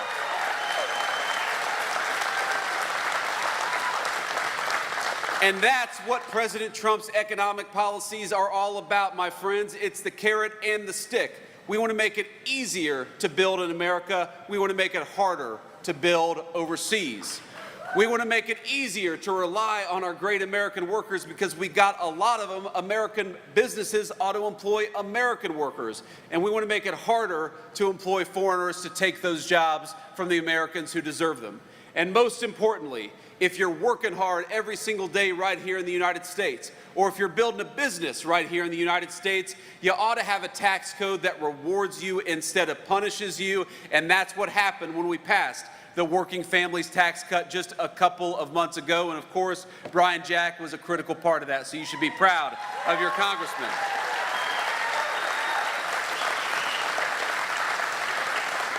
Now, what does this law mean for you? What this law means for you is that your take-home pay is going to go up over $10,000 over the next few years. What that means is that if you're working an hour of overtime, the federal government is going to keep its money the hell out of your pocket. Because if you're working hard, the government ought to leave you alone. Ain't that the truth?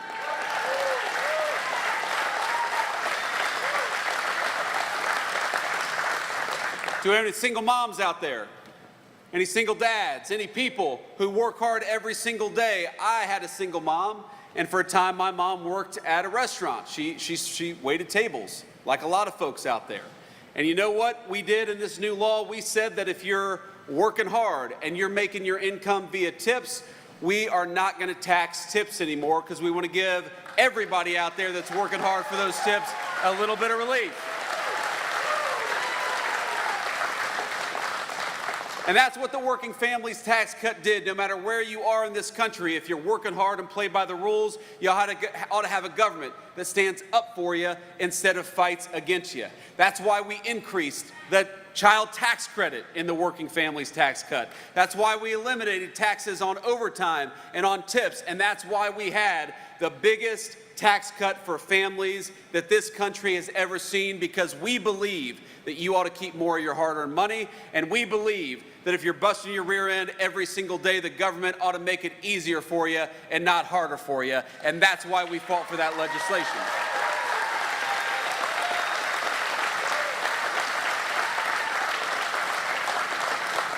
Now, I am just a vice president. I'm just a lowly politician, but I'm going to try my hand at prophecy today, ladies and gentlemen, because I see the future of the state of Georgia, and in about a year, you are not going to be able to turn on the television without Senator John Ossoff pretending that he supported the Working Families Tax Cut when in reality he voted against it.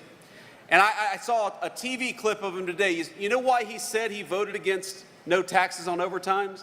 You know why he said he voted against no taxes on tips? You know why he said that he voted to raise your taxes by the biggest amount in a generation in this country? Because he's allegedly worried about people getting kicked off their health care. Well, you know what? The President of the United States made a promise, a sacred promise, that the only people who are going to lose access to health care are illegal aliens who shouldn't be in this country to begin with.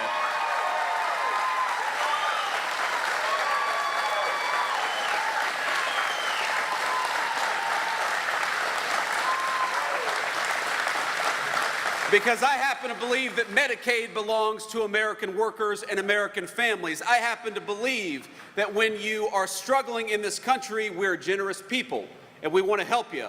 But we want to help the people who have the legal right to be in the United States of America. So it's not about kicking people off of health care. It's about kicking illegal aliens the hell out of this country so that we can preserve health care for the American families who need it.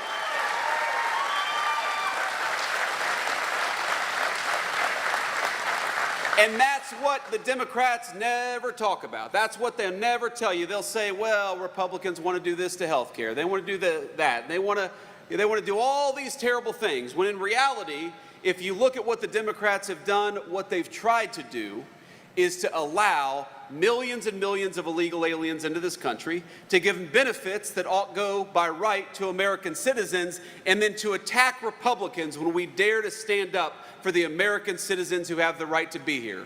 So when you watch those TV commercials in a year, and John Ossoff, I tell you, he's going to pretend to be a reasonable moderate.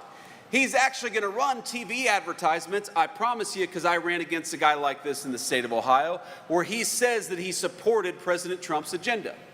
But in reality, while John Ossoff pretends to be a moderate when he comes to Atlanta. He is a far left liberal in Washington, D.C., and that's the only place that it actually counts if you're a United States senator.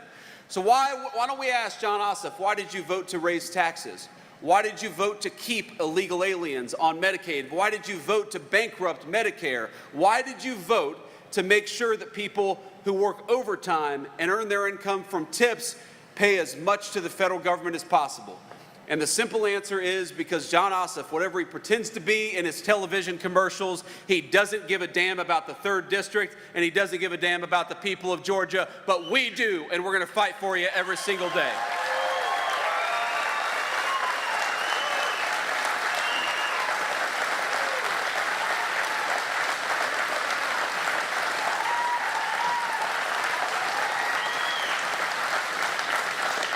Let me just leave you, my friends, with a final thought. I want to thank you all for being out here, and again, thank the folks behind me, the great workers of this facility. And I'll take a few questions. Should I take a few questions from the media? Okay, I'll do that.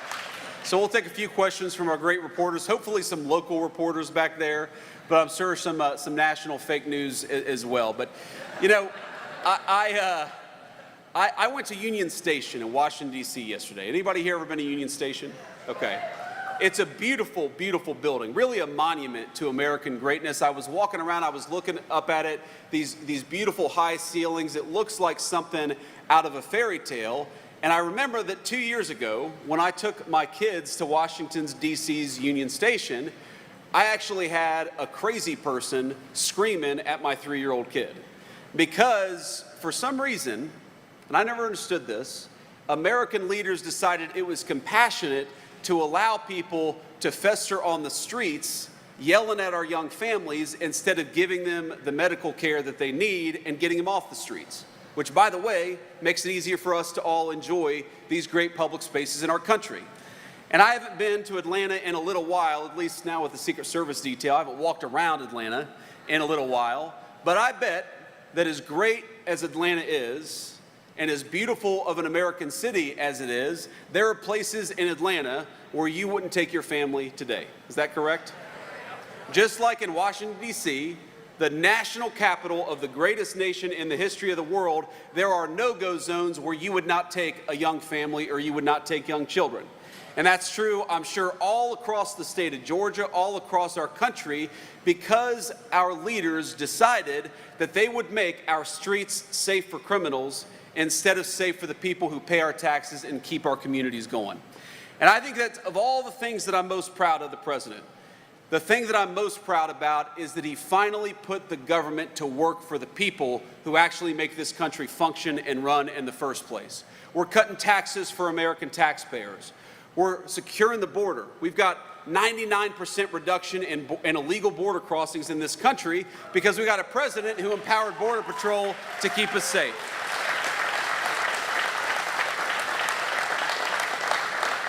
And we got a president who's standing with law enforcement to make it easier to clean up our streets, to make them safe for our young families. If you're a person, I don't care what your political party is, but if you're a family and you want to take your kid to a nice meal in downtown Atlanta, it's about a 40-minute drive, take your kid to a nice meal in downtown Atlanta, you ought to be able to without being harassed by a criminal. We got to take America's streets back for the American people, and that's what the President of the United States is doing every single day. We have some movement on the Republican side in Texas in terms of the Senate committee on this redistricting vote to try and advance this House Bill 4 to a full Senate vote. And it seems like right now they are in session doing so to move this through. So we're going to go to this in real time. Mr. President, you and I have had talks about higher ground.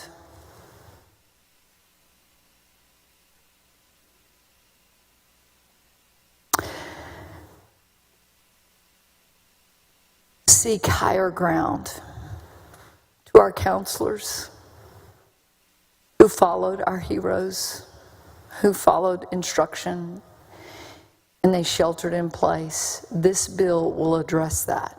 You know, seek higher ground applies to everything in addition to flooding, correctly? We have to take the high road. I think to the flood specifically, it forces, it mandates, it requires, and I qualified this yesterday. This bill is a bunch of words on paper, and there's enforcement attached to it. It's only as good as the people in charge of implementing it. And so it requires watchmen. Dishes is our watch source. If Dishes comes back to us after this next camping season has started and reports that we had non-compliance of X, there will be a retribution from the legislator. Me personally, everybody on this floor. We will hold these folks accountable. And so, to our humanly possible, the things that are humanly possible, we have given clarity and we've been very prescriptive on requirements that are not optional but mandated. And then we've put enforcement with it, loss of licensure. And we can go as far as we have to. But I will be extremely disappointed, but honestly, I would be shocked if we have non-compliance April 1st of next year. As Ben Landry said yesterday, no emergency plans and training is not acceptable. Correct, Senator? Years of neglect and complacency. That is the one thing I kept hearing yesterday over and over and over. And then finally to Matthew Childress and Chloe in her memory. In Senate Bill 1, there will be clear training for those counselors. Those counselors will have to be drilled, have to be aware of where the evacuation plan is or shelter to a higher place. And I'll give you a good example. One of the camps had something they referred to as maintenance road. Everybody knew that that was the highest piece of property on the campsite. And they had no fatalities. Now I can argue. To the muster. It's effectively a muster. Now they didn't practice, and then they didn't have a plan that said you go there in the event, but they just knew, they got the word out, head to maintenance road. So everybody knew what the maintenance road. So it's just not that difficult. It's common sense stuff. Now I would argue that camp was awfully, they say blessed, and I would agree, by the grace of God. They could have been having the same conversation, unfortunately, in the outcomes these parents have. But just something as simple as knowing where the highest part is and having time to get the kids there, and someone that's on duty, that's the watchman of the day, fulfilling the obligation to do it, has solved all our problems. And I think, unfortunately, the attention is very strong today. But if we're not certain that parents aren't engaged, we didn't see an evacuation plan. I asked my daughter when she came back from camp 2 years from now, and they didn't do a muster drill. They didn't take them to a place. They didn't show them what to do. Or you talk to the counselor when she comes home after 60, 90 days. Hey, did they train you on evacuation plans? And if the response is a resounding no, the parents' role, as Lieutenant Governor said, didn't stop today because they're the only thing we know as an independent verification source that what we said gets done actually gets done, because on an annual check, they can tell you anything. But I promise you today, the camps need to hear me loud and clear. We anticipate and expect and require parental involvement to follow up. That my kid was at camp for 4 weeks, and not once did they ever go to a higher ground. And it's when you close the loop, right? If we go 3/4 of the way and think all the state's done its job, but then the camps sneak by or get complacent, or human nature being what it is, forgot, whatever, the parents have to have an obligation to talk to their kids and find out, did y'all have a training? Did y'all do a drill? And if the answer is no, maybe another parent who verifies that, because some kid may have had a drill and not even knew it was a drill. But somewhere in this mix, the only way to test what we expected to get done is have a conversation with the kids. And the parents have to be that engaged. And I promise you, if the parents are even a quarter of what this crew is, this 27, this unity, we won't have any problems keeping our kids safe going forward. Amen. My final question is yesterday. No, you had on the final panel. question, we'll go. I'm gonna get, I take those liberties. I'm teasing. I mess with you. The final panel was of camp owners, and Camp Longhorn and La Junta were on the panel. And I asked Johnny Robertson the question of, this is a minimum. This is in writing a minimum. Can they do more? And the answer to that is absolutely, correct? That was correct. And I want to challenge all camps, to take notes, sit up, read this bill, go and summer camps are over. Get out there, make your camps better and safer.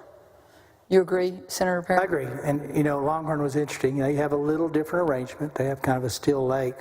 But when we asked him, what do you do when you get notice of a flood event? He said, we moved to higher ground. He answered it right. He didn't need a bill. I'll end it with this.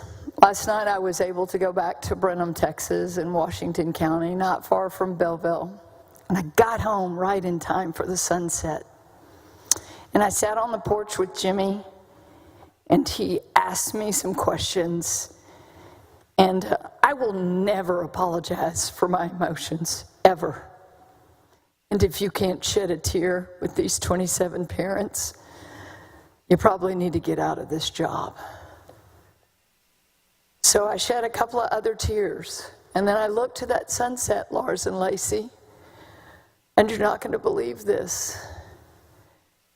But as the sun went down in beautiful pink sunset, one of the clouds formed a perfect V. Barefoot in my dress, I ran down to the lake, and I took that picture, and I'm going to share it with you. And as I walked back, barefoot in the pasture, I looked back over my shoulder, and the V was no longer there. And I just feel like Virginia just gave me a wink and a nod as I played over and over in my head the song that she had composed. To all of you, we mourn with you, and we share our love with you. And as the Lieutenant Governor said, I'll speak for all 31 of us. We'll be there for you. God bless you all. And as Senator Schwertner said in his prayer, may God's peace be with you. Thank you, Senator Colcourse. Senator Parker, for what purpose? Mr. President, I have a question for the author. Do you yield? I yield. Thank you, Senator Perry. First of all, we're all indebted to you for the incredible job you've done with this bill. Your leadership has been extraordinary. I want to thank you, and I want to thank all the members of the committee. I want to thank the Lieutenant Governor, but most of all, I want to thank all the families that have given their time and their input into this process to make this bill what it is. And I think we have crafted something that is truly exceptional. And it also at the same time is so applicable what you said a moment ago, Senator, which is it's just words on paper, this bill. But the commitment I know that all 31 of us have, and the Lieutenant Governor, our colleagues in the other chamber in the House, is to do this with heart and with fidelity because it's personal to all of us. Isn't that right, Senator Perry? That is correct. And so it'll be our zeal and our passion as a legislative body to make certain that what we have put, those words on paper, will be implemented with fidelity to make certain that this never happens again. Isn't that right, Senator? That's the goal. As extraordinary as this bill is, we still are in recovery mode. We still have a precious baby girl that is still missing tonight, here at 8 o'clock. That baby girl, Seal Stewart, is still missing. I want the people of Texas to know, and most importantly, that family, that we will do everything in our power. We'll deploy every asset, every resource, every capability to continue to find that little girl, and we will do so until we bring her home to her family. Senator Perry, do you agree with that? I agree, and we have that commitment at every level of this state. And that's why I'm so proud of the fact that as Texans, we take care of Texans.